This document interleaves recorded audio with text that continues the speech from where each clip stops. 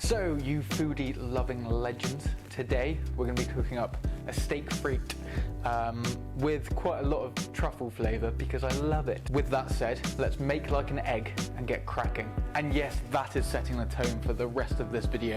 My humour is quite questionable. The first thing we're going to start with is the frites, fries in French. That's about the only word I really know because I may have failed that lesson. Anyway, first what we're going to do is grab your potato, grab your knife, give it a slice safely. And by safely, I mean if you cut off the bottom ends, you're basically creating a stable base, which means there's less chance of cutting yourself. And when you cut yourself, it's really painful. So if you can avoid that, that's great. So as I've said, I've made a good base, and now that's going to sit stable. So then what you want to do, this is some knife skills for you now as well. So if you make a claw, almost like a slightly horny tiger, then place that little paw on top of the potato and slice down. Just letting the surface of the blade just brush your knuckles. And that's your guide. So just going to cut down again. And again. And one more. Just like that. Amazing. So we have some potatoes kind of pre-prepped, and then all we're going to do similar. So we're going to claw it like a horny tiger, and then just slice back, and again, keeping the point of the blade down. And there you go. Some nice little frites there. Again, this is all up to you. If you want to go really, really fine, you can do that. I'm just keeping these slightly chunkier because I'm hungry. Anyway, let's proceed to the next step. So normally for this sort of job, I'll have my good mate Colin. Again, I'm really sorry about that, but it's just how I am. I don't have that, so I'm just going to use a fork and a bit of blue roll and just pop them on there just to get out any moisture. I'm sure you don't want to watch me individually pick out these chips and place them on this paper, so I'll pause this and we'll just cut to the next shot. 3 out of 3, that's not too bad. Last one. Oh, 4 out of 4, not too bad. I was kind of hoping for a cheeky little double yolk, but that didn't happen today. So now I'm just gonna add the egg yolks into the blitzer. I'm so happy I found this at home because I did buy this new whisk thinking I'd be here for a very long time trying to whisk up this aioli. Anyway, that's amazing. So let's move on. Take that yolk out. Put one in there. Another yolk in. What I tend to do normally when I use eggs, I'll always try and get St. U eggs. This is not a plug for them or anything, just genuinely they're incredible. The yolks are so yellow and you know they're just organic and they're amazing. So if you can, try and get St. U eggs. Right, so they're now separated. So you might have noticed this has just suddenly appeared and it's become slightly darker on my left side. That's because I don't have enough plugs to get all the lights going and the blender. Anyway, let's try and make something happen. I will admit I haven't made an aioli for a while, so bear with me, but we'll get through this together. And cooking, if you fail, you learn from those mistakes. It's all about trying things, and you're never going to do anything perfectly in one go. So I'm basically just saying that to get myself out of the if something goes wrong. Anyway, so the blitzers now, if you can still hear me. We've then got some really, really nice truffle oil. We're going to gently pour that in. Oh my god, that smells absolutely amazing. So when I used to work in the kitchens, truffle oil was my favourite ingredient. Well, nearly my favourite ingredient. I would make truffle bread and truffle anything I could because the smell of it, the flavour, the amazing. And then hopefully it should start thickening up a bit. We'll also add probably a tablespoon of white wine vinegar. There we go. And I'll continue with the oil. I will say, because this is a blender, it's moving a lot quicker than just a normal mixer. So I'm going to get covered in this, which is amazing. Getting slightly thicker now, that's good, that's exactly what we want. And then I'm just going to add a pinch of Cornish sea salt. Put that in there.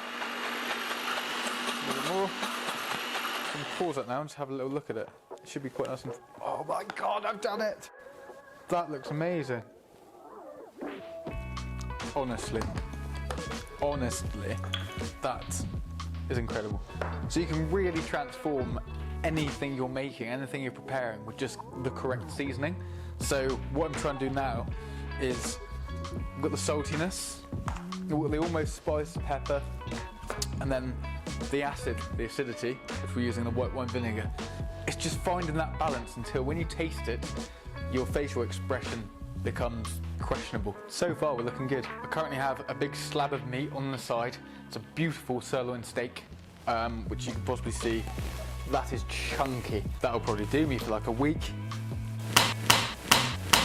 So with that, we're gonna first season it. That way it will kind of help it stop sticking to the pan, and all those kind of flavours and everything will just almost sink in and penetrate the steak. So you get more of an intense flavour. Let's do some camera trickery so you can zoom in and see the steak up close, and maybe it going into the pan and sizzling away. That'd be amazing, wouldn't it? Cool. So as I promised, and I'm sure you really wanted to see, this is the steak. And we're now going to season it. Touch of pepper on there, a storm of salt.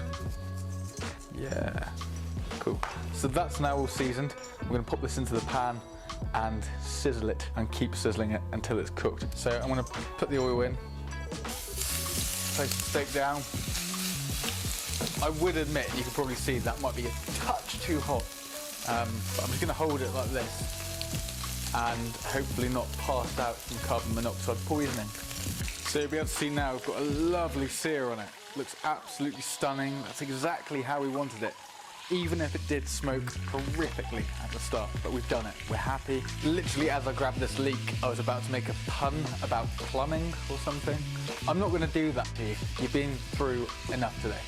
So, just to add a little bit of freshness and a little bit of colour, just gonna finally slice up some leeks. You ideally need to wash your leeks. The way you tend to do this, hold it by the root, lay it flat on your chopping board, and then with the tip of the knife at the root, then drag it back, just like so. And I don't have running water up here, so for me it's very difficult to wash. But your leek will then be split into two like that, and all you have to do is run the inside of it underneath the running water, and that will clean out all the grit, all the dirt, and they'll be nice and fresh and clean. So there you go, there's a nice little tip for you. And then once your leeks are all nice and washed, remember that horny little tiger? You want to get him out again. And then use your knuckles as a guide, and we'll go slow, and then just gently slice them up. So because the oil is really nice and hot, the steak is looking absolutely incredible. I'm now going to add those kind of pre-pot cooked fries into the oil. Oh. You know, sometimes when you cook and everything goes perfect, this is one of those times. Pop that in there. I mean, I just got burnt then, so that's not great, but anyway, put that in there. So now I can see that the frites have crisped up really nicely. The steak's all cooked. Obviously, these leeks are so finely diced, they're going to take just a quick flash and they'll be done and ready to consume. So we'll chuck these in there, just like so. Wow, I literally felt all the hairs singe off my arm there. Good time. And then we'll just kind of flip them through the frites. Just want to slightly almost toast them off a bit. Honestly, as Bear Grylls would say, good to go. I am honestly so happy with that. Right. And then just a sprinkling of salt, because salty fries are nice, aren't they? A little bit of salt. And then, my favourite part, time to plate up on our very own crockery. Alright, let's get to that part. So yes, I am aware that that steak is horrifically overcooked, but here you have it, steak frite and truffle aioli. Originally I said my favourite part was plating up, but I guess my actual proper favourite part is just tucking in. I'm really happy as well, because this has gone really, really well, and I get to use one of our steak knives to eat it with. So let's see how it turned out. Let's get a bit of everything on there. The truffle aioli, I've got the frites on the steak. So let's put it in there. Oh. Even though, I will admit, that steak is overcooked. Like, for me, I destroyed it, I'm not gonna lie. With all the flavours combined, honestly, give that a go. And if you've got, you know, more equipment than I do up here, this is so basic. I've got one hob, I have one frying pan, and not really much else. You should be able to knock this out in like 20 minutes, and it's incredible, it's so easy. Right, I need to now start packing away and getting everything ready for a knife making experience day on. That's on tomorrow. So, I best finish this off, and I'll see you all very soon. Feel free to pop in and say hello or anything. And yeah, have a good one. See you soon, guys.